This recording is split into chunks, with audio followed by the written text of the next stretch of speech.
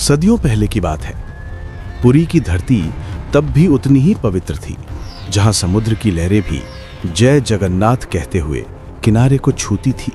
पर उस समय उड़ीसा यानी कलिंग मुगल साम्राज्य के अधीन था। बंगाल का सूबेदार था कुली खान, जिसे लोग लाल बेग कहते थे। दिल में सत्ता का अभिमान, हाथ में तलवार और आंखों में जीत की भूख।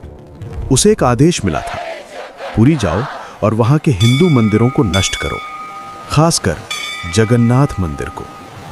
लेकिन नियति की लकीरें इंसान की तलवार से नहीं बदलती। पुरी जाते हुए लाल बेग की नजर पड़ी एक ब्राह्मण विधवा पर। वो गंगा जल से स्नान कर लौट रही थी, माथे पर भक्ति की रेखा, आंखों में शांति। लाल बेग उसे देखता रह गया और वहीं से शुरू हुई एक नई कहानी। उसने उस स्त्री को अपने घर लाया, मजबूर किया, धर्म बदला और नाम दिया फातिमा बीबी। कुछ समय बाद उसी से जन्म हुआ साल बेग, एक ऐसा बच्चा जिसके भीतर बह रही थी दो नदियां, दो संस्कृतियां, दो दुनिया। बचपन तलवारों के साये में बीता। साल बेग बड़ा हुआ तो पिता के साथ युद्धों में शामिल हुआ, पर एक दिन एक लड़ाई में भयानक चोट लगी। जख्म गहरा था और शायद भाग्य भी। कई दिनों तक दवा चली, दुआएं मांगी गईं, पर कुछ असर नहीं। और जब जीवन हाथ से फिसलने लगा तो मां फातिमा बीबी ने धीरे से कहा, बेटा अब सब छोड़ दो। कभी कभी सिर्फ नाम ही जीवन दे देता है, कृष्ण का नाम लो। वो मुसलमान था, पर मां की बात में ममता थी और मां की बात में ईश्वर।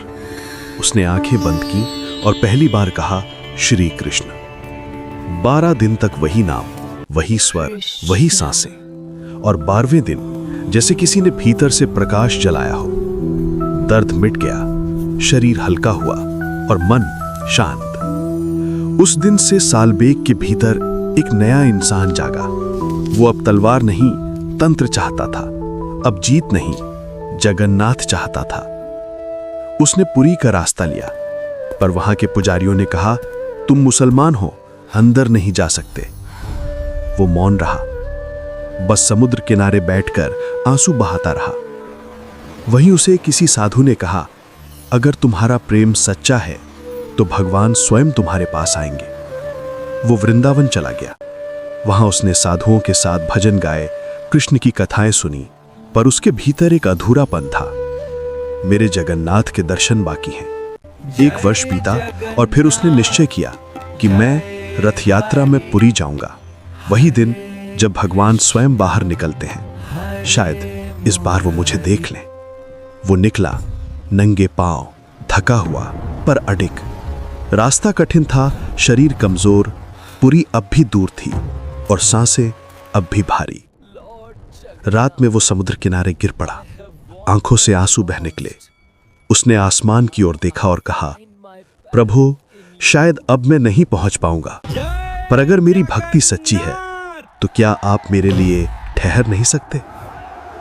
उसी क्षण पुरी में लाखों भक्तों की भीड़ के बीच भगवान जगन्नाथ का रथ नंदी घोष चलते चलते रुक गया।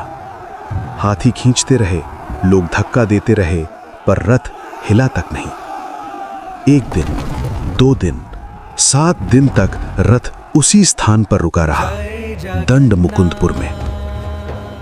पुरी के राजा ने तब उपवास रखा, भगवान से प्रार्थना की और रात में उन्हें स्वप्न आया, राजन चिंता मत करो, मैं अपने भक्त साल बेग की प्रतीक्षा कर रहा हूं।